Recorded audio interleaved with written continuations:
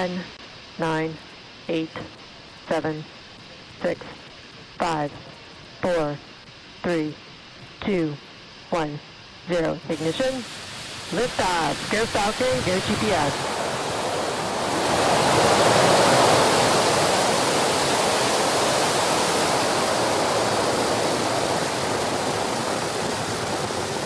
Vehicle is pitching downrange. Stage 1 propulsion is nominal.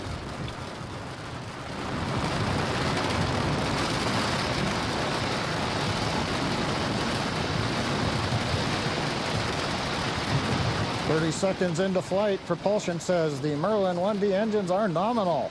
We're on trajectory and preparing to throttle down in preparation for maximum dynamic pressure."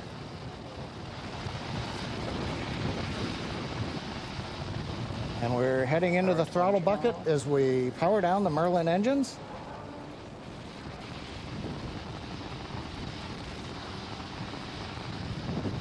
And throttling back up now. And when the engine's back up at full power, supersonic. And we have gone past Mach 1. Waiting now for max Q call out.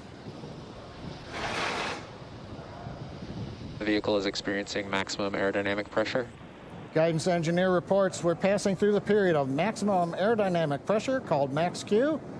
From here on, as the speed picks up, the atmospheric density decreases and the loads are reduced on the Falcon 9 vehicle.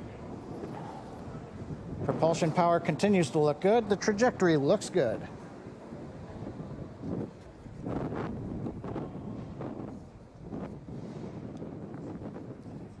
MVAC engine chill started. The engine chill in call out on the MVAC second stage engine indicates we've begun chilling that turbopump like we did with the first stage engines, getting ready for ignition of the upper stage engine. Now coming up in just over 30 seconds, the usual 3-sequence event that'll happen in rapid succession. Main engine cutoff will shut down the 9 Merlin 1D engines you can see glowing there in the night sky. Stage separation, and then we'll get startup of the second stage engine.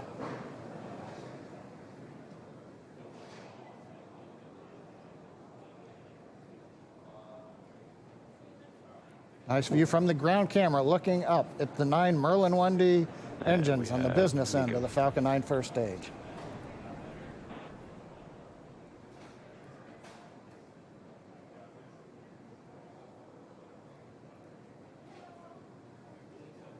Stage separation confirmed.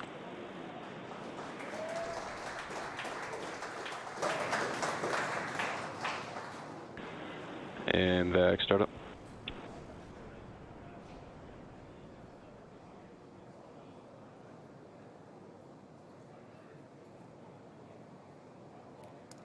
So we've had a good separation. MVAC up on power.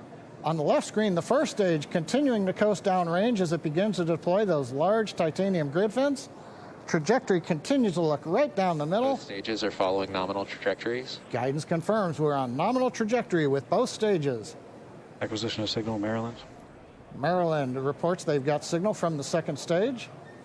Next event coming up is payload fairing separation. Fairing separation confirmed. A nice view from the camera looking forward.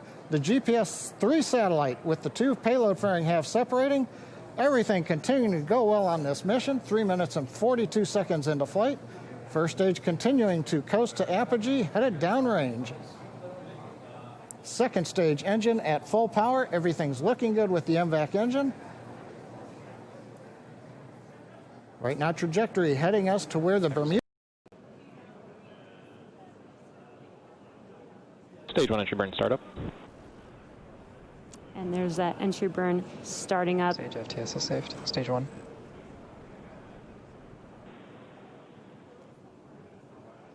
You could see the plume started off small and it got a little larger, and that is because we started with 1 single engine and added a couple engines for a total of 3 for this entry burn. Stage 1 entry burn shut down.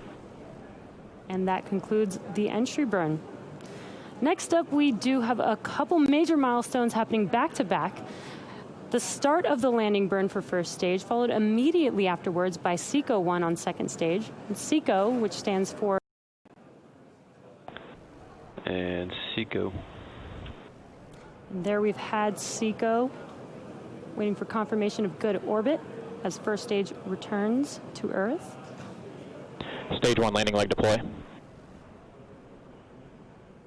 Nominal parking orbit. There's good orbit, and at the same time, we have touchdown of our Falcon 9 on Of Course I Still Love You. And again, that did happen at the same time, so we did have SECO and good orbit of our second stage. 2 expected. And there you can see on your Falcon 9 second stage just about 15 seconds from now. Currently, the second stage is rotating to stabilize the GPS-3 satellite, and we're currently in view of those 2 customer ground stations on the western U.S. that John mentioned earlier that are necessary to connect to prior to deployment today. We've got a nice live view of that GPS-3 satellite. Payload deploy confirmed.